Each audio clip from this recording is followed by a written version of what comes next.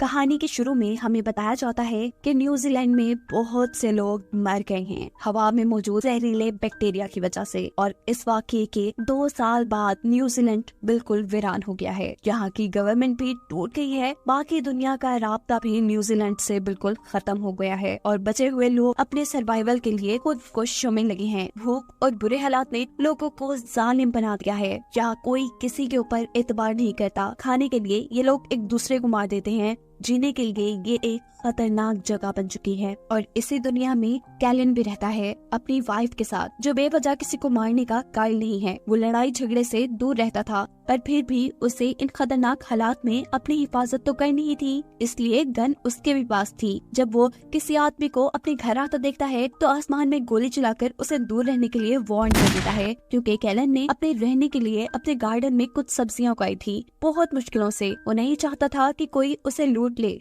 अगले दिन 2 लोग भी लूट के मकसद से जब उसके घर के करीब आते हैं तो कैलन उनको भी गन दिखाकर वहाँ से भगा देता है, पर मारता नहीं है। ये एक रूटीन बन चुकी थी, कोई न कोई उनका घर या खाना लूटने के लिए आता रहता था, लेकिन कैलन ने आज तक किसी को नहीं मारा था। एक दिन उसकी वाइफ जब गार्डन में काम कर रही होती है तो उसकी टांग के ऊपर एक लोहे से कट लग जाता है, जिसके बारे में वो कैलन को कुछ नहीं बताती। रात होने पर वो दर्द से चिल्लाने लगती है। उसका जख्म बहुत बढ़ चुका था। थोड़ी सी ही देर में वो जख्म एक इन्फेक्शन की शक्ल ले चुका था। कैलन की वाइफ दर्द से बेहोश हो जाती है। सुबह होने पर कैलन अपनी वाइफ के जख्म के बारे में स्टडी करता है और उसे पता चलता है कि सालों पहले जिन बैक्टीरिया की वजह से यहाँ के लोग मरे थे, वो बैक्टीरिया अभी भी हवा के अंदर थे और इन बैक्टीरिया से इन्फेक्टेड होने का चांस उन लोगों को ज्यादा था जिनको कहीं कट लग जाता। जब ये बात कैलन अपनी वाइफ को बताता है तो वो बहुत ज्यादा दुखी हो जाती है। उसके इलाज के लिए उन्हें अब एक खास दवाई चाहिए थी जो उनके पास नहीं थी। ये लेने के लिए कैलन अब यहाँ से बाहर जाने का डिसाइड करता है और अपनी वाइफ को एक गन देकर जाता है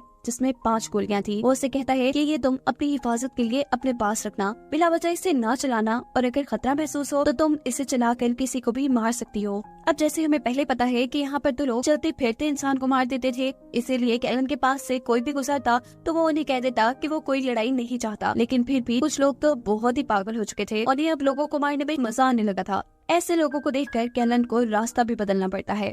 फाइनली वो एक छोटे से घर के सामने पहुंच जाता है। दरवाजा नॉक करने पर जब अंदर से कोई आवाज नहीं आती तो अंदर जाकर वो घर को चेक करता है। वहाँ बहुत सा सामान रखा था और काफी ज्यादा वेपन्स भी। अचानक पीछे से कोई आदमी आकर उसके ऊपर गन दान लेता है। ये बूढ़ा आदमी उसे मारने ही वाला था, पर कैलन उसे समझाता है कि रुके, मैं आपको नुकसान नहीं पहुंचाने आया। मेरी वाइफ बहुत ज्यादा बीमार है और मुझे एक दवा की जरूरत है, मैं सिर्फ उसी की तलाश में यहाँ आया हूँ। उनकी इन्हीं बातों के दौरान यहाँ पर हमला हो जाता है। समर शाम का ये बूढ़ा आदमी कैलन को अपनी मदद करने के लिए कहता है। बाहर जो लोग हमला कर रहे थे, पहले उन्होंने घर के अंदर आग फेंकी थी और अब वो लगातार इस घर पर गोलियां चला रहे थे। समर बहुत ही बहादुरी से इन सभी लोगों का अकेले मुकाबला करते हुए कैलन से कहता है कि जल्दी से तुम आग बुझाओ। हमला करने वाले लोग कुछ ही देर में वहाँ से चले जाते हैं और समर्स अब कैलन से कहता है कि मैंने यहाँ पर अपने काफी दुश्मन बना लिए हैं, तुम एक हफ्ता मेरे साथ रुको, इन लोगों का मुकाबला करने में मेरी मदद करो और तुम जो दवाई चाहते हो वो मैं तुम्हें दे दूंगा, वो मेरे पास है।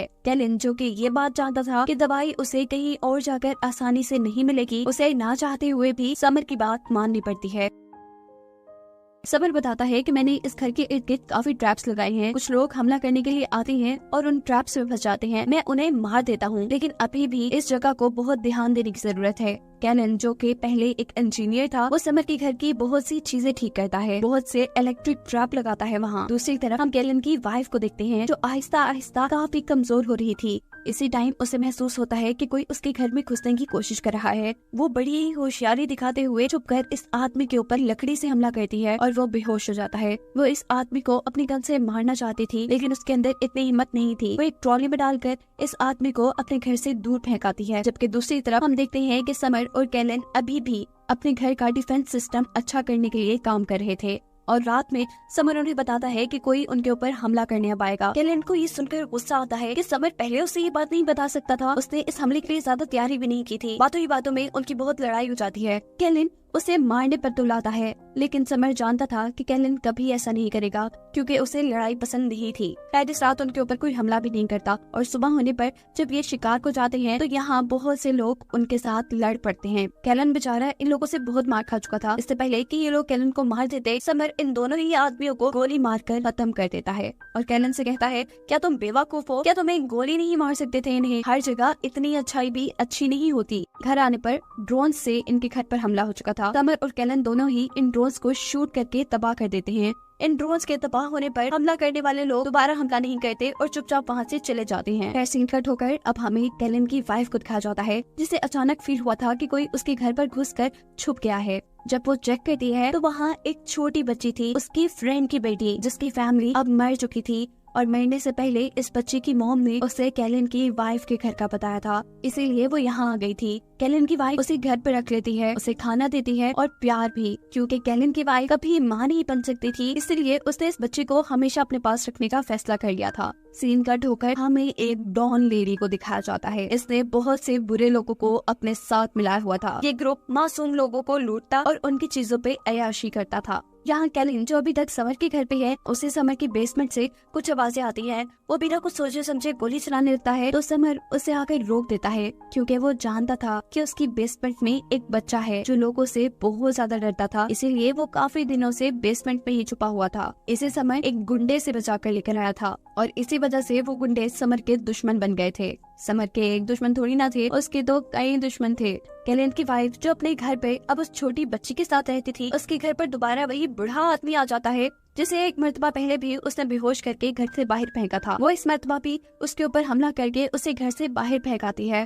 वो उसे मारना चाहती थी लेकिन ऐसा नहीं कर पाती। तब वो आदमी कहता है कि तुम मुझे मार ही दो, यही बेहतर है, नहीं तो मैं बार बार आता रहूंगा। इसी रात कोई समर्स के घर पर भी हमला कर देता है। हमला करने वाला वही आदमी था जिसके बारे में आज समर ने कैलन को बताया था, जिससे वो एक बच्चे को छुड़ा कर लाया था। हमला करने वाले दुश्मन ये जानते थे कि आसपास बहुत से ट्रैप्स लगे हैं, इसीलिए वो एक टैंक समर्स के घर के पास भेजते हैं, जो टैंक बुरी तरह उनके घर के ऊपर बमबारी कर रहा था। समर और कैलन अपने साथ साथ इस घर को भी बचाने में लगे हुए थे और तभी मौका पाते ही समर्स का दुश्मन बेसमेंट के अंदर घुस जाता है, जहाँ उसे वो बच्चा भी मिल गया था। वो इस बच्चे के मुंह पे पट्टी बांध देता है और इसके हाथ भी बांध देता है और फिर एक खुफिया रास्ते से घर के अंदर आता है, जहाँ पर समर और कैलन दोनों ही थे। वो समर को गोली मारकर जख्मी कर चुका था और इससे पहले कि वो कैलन को भी मारता, कैलन और वो आदमी एक दूसरे को ही देखकर शॉक हो जाते हैं। हमें पता चला है कि कैलन इस बुरे आदमी का बेटा है। ये बुरा आदमी कैलन को भी अपने ही जैसा गुंडा बनाना चाहता था, लेकिन जब कैलन ने अमन की जिंदगी चुनी तो इस आदमी ने अपने बेटे यानी कैलन को छोड़ दिया और जिस बच्चे के पीछे वो पड़ा था,